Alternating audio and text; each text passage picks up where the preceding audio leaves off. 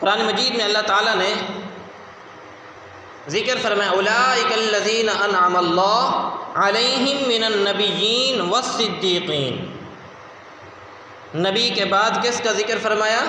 صدیقین کا، شہداء اور صالحین کا مقام بعد میں ذکر فرمایا۔ اور دوسری جگہ ارشاد فرمایا والذی جاء بالصدق وصدق بہ اولئک هم المتقون۔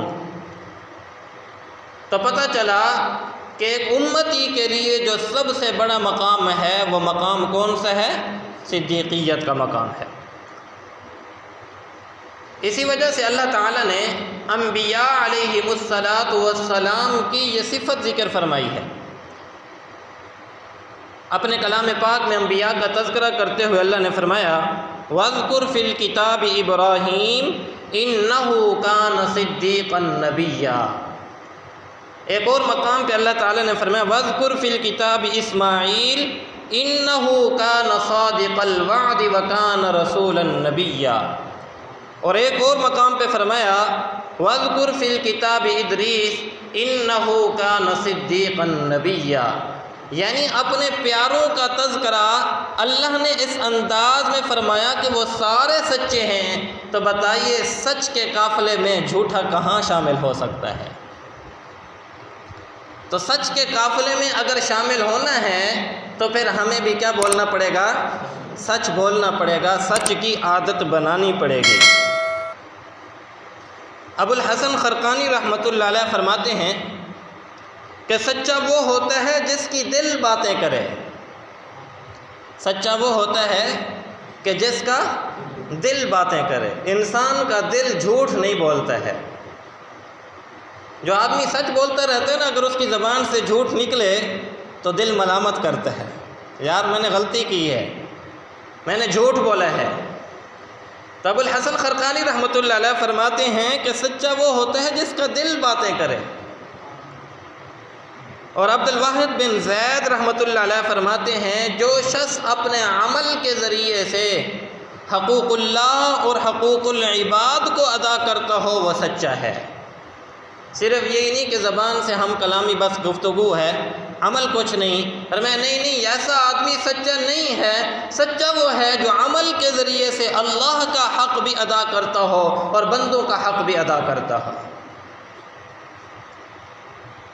حدیث مبارکہ میں ہے پیارے نبی صلی اللہ علیہ وسلم نے ارشاد فرمایا اضمنوا لشیء من انفسکم، تم مجھے چند چیزوں کی ضمانت دے دو، اضمن لکم الجنہ، میں تمہارے لیے جنت کی ضمانت دے دیتا ہوں۔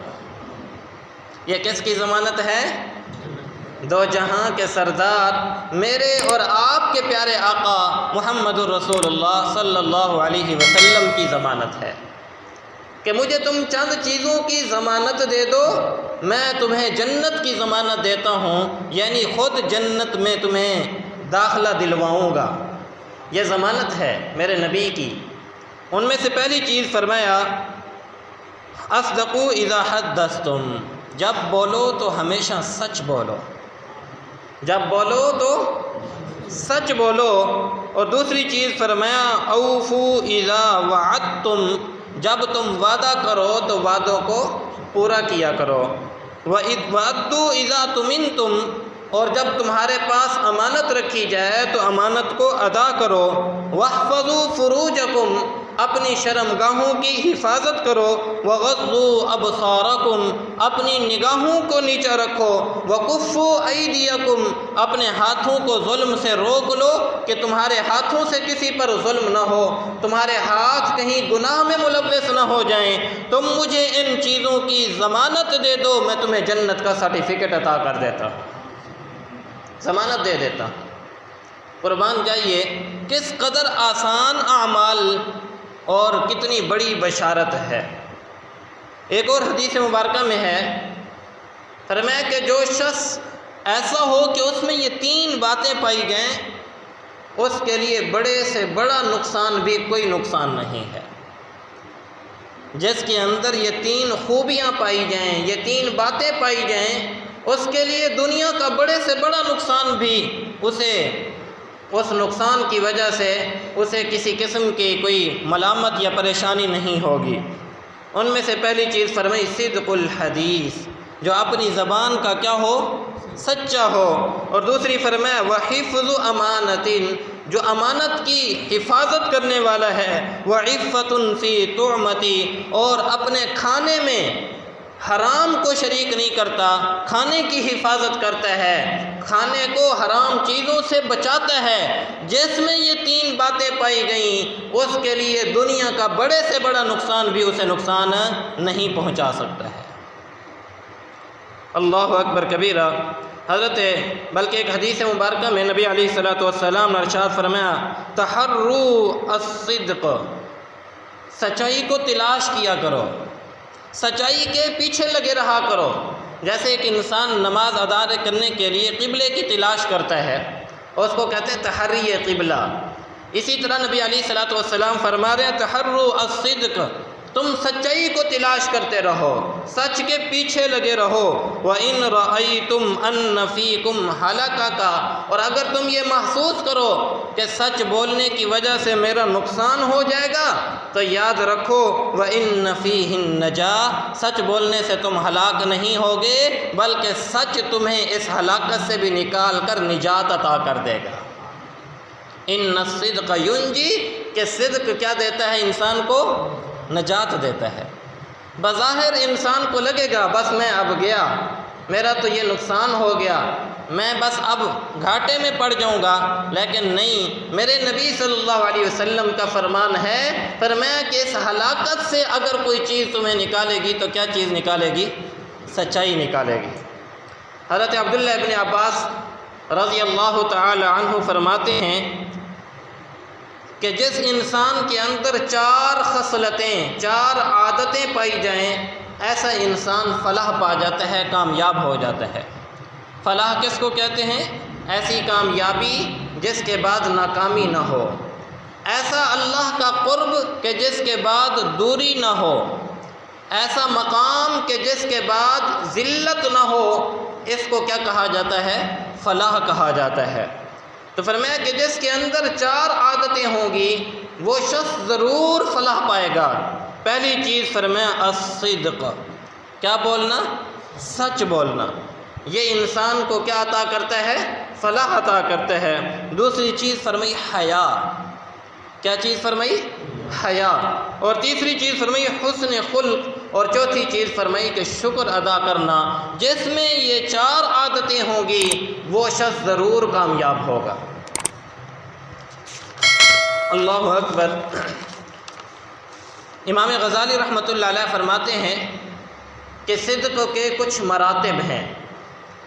پہلی چیز فرماتے ہیں صدق لسان، انسان زبان کا کیا ہو؟ سچا ہو۔ صدق لسان یہ پہلا مرتبہ ہے، یعنی یہ پہلی سیڑھی ہے کہ انسان زبان کا سچا ہو۔ اور دوسری چیز فرمائی صدق نیت، زبان کی سچائی کے ساتھ ساتھ انسان کی نیت بھی کیا ہونی چاہیے؟ سچی ہونی چاہیے۔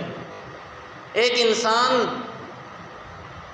بول تو سچ رہا ہے لیکن نیت کے اندر فتور ہے، عمل تو ٹھیک کر رہا ہے لیکن عمل کے نیت کے اندر اس کے فتور ہے۔ مثال کے طور پر ہم نماز اس لیے پڑھ رہے ہیں کہ تاکہ لوگوں کو دکھائیں، اب عمل تو ٹھیک ہے لیکن نیت کے اندر کیا پڑ گیا؟ فتور پڑ گیا۔ میں بیان کر رہا ہوں، اب اس بیان کے کرنے سے میری زبان کی باتیں تو ٹھیک ہیں لیکن میری اگر نیت کے اندر کیا ہو؟ فتور ہو کہ لوگ مجھے بڑا عالم، بڑا واعظ کہیں، تو مجھے بتائیے پھر میری بات یا میرا عمل کسی کھاتے کا ہے؟ کسی کھاتے کا نہیں۔ اس لیے فرمایا کہ صدق لسان کے بعد دوسرا مرتبہ یہ ہے کہ انسان کی نیت بھی سچی ہونی چاہیے۔ اور تیسری چیز فرمائی صدق عزم، تیسرا مرتبہ کہ انسان ارادہ کر لے تو اپنے ارادے کا پکا ہو، اپنے ارادے کا کیا ہو؟ پکا ہو، جو ارادہ کرے اس کے اوپر وہ پکا ہو جائے۔ اور چوتھا مقام فرماتے ہیں صدق وفاء عزم، جو انسان ارادہ پکا کر لے تو پھر اس ارادے کو پورا کرنے کے لیے بھی انسان اس کے اندر سچائی اختیار کرے۔ حضرت انس رضی اللہ تعالی عنہ کے چچا ہیں غالباً حضرت نضر بن حارث رضی اللہ تعالی عنہ، یہ غزوہ بدر میں شریک نہیں ہو سکے تھے، اور بھی بہت سارے کچھ صحابہ ایسے تھے جو غزوہ بدر میں شریک نہ ہو سکے۔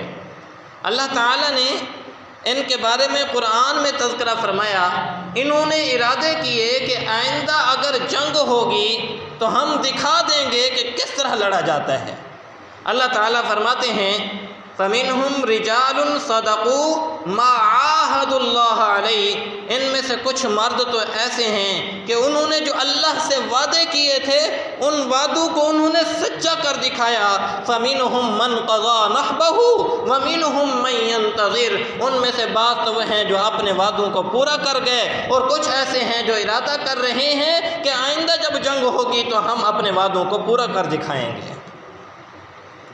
یہ ان کے ارادے تھے، اور انہوں نے اپنے ارادوں کو پایہ تکمیل تک پہنچا کر دکھایا۔ صحابہ فرماتے ہیں کہ وہی صحابی جو ارادہ کر رہے تھے کہ آئندہ جنگ ہوگی تو ہم جنگ کر کے دکھائیں گے، غزوہ احد میں صحابہ حضرت صفیہ رضی اللہ تعالی عنہا جو ان کی بہن تھیں، انہوں نے نضر بن حارث کو انگلیوں کے پوروں سے پہچانا کہ جسم پر اتنے نشانات تھے کہ لڑائی کرتے کرتے اللہ کے راستے میں اس قدر زخمی ہو گئے کہ پہچانے ہی نہیں جاتے تھے۔ یہ تھے اپنے وعدوں کو کیا کرنے والے، اپنے عزم کو پورا کرنے والے، جو ارادہ کر لیا پھر اس کے اوپر ایسے ڈٹ گئے اور اس کو پورا کرنے کے لیے اپنی جانوں کو قربان کر گئے۔ تو یہ ہے کہ صدق وفاء عزم۔ امام غزالی فرماتے ہیں کہ پانچواں ہے صدق اعمال، یہ پانچواں مقام ہے صدق اعمال، کہ انسان اپنے اعمال کے اعتبار سے بھی سچا ہو۔ اعمال کے اعتبار سے سچا کیسے؟ کہ جیسی کیفیت انسان کی جلوت میں ہے ویسی ہی انسان کے اعمال کی کیفیت خلوت میں بھی ہو۔ اب یہ تو نہیں کہ لوگوں کے سامنے تو بڑی لمبی چوڑی نمازیں ہیں اور جب تنہائی میں جاتا ہے تو گناہ ہیں، لوگوں کے سامنے تو نیک اور متقی ہیں لیکن جب تنہائی میں جائیں تو گناہ ہیں، تو یہ انسان سچا نہیں ہے۔ یہ دو رنگا ہے، دو رنگی چھوڑ دے یک رنگ ہو جا، یا سراسر موم ہو جا یا سنگ ہو جا۔ دو رنگی کسی کو بھی پسند نہیں۔ جب انسانوں کو پسند نہیں تو مجھے بتائیے اللہ کو کیسے پسند ہو سکتی ہے؟ تو اس لیے امام غزالی رحمۃ اللہ علیہ فرماتے ہیں پانچواں مرتبہ صدق کا یہ ہے کہ انسان اعمال کے اعتبار سے سچا ہو۔ اور چھٹی چیز ہے صدق مقامات۔ صدق مقامات یعنی جو اپنے اعمال، احوال، نیت اور اقوال کو درست کر لیتا ہے، اللہ تعالیٰ اسے صدق مقامات یعنی صدیقیت کا مقام عطا فرما دیتے ہیں۔ دعا کریں کہ اللہ تعالیٰ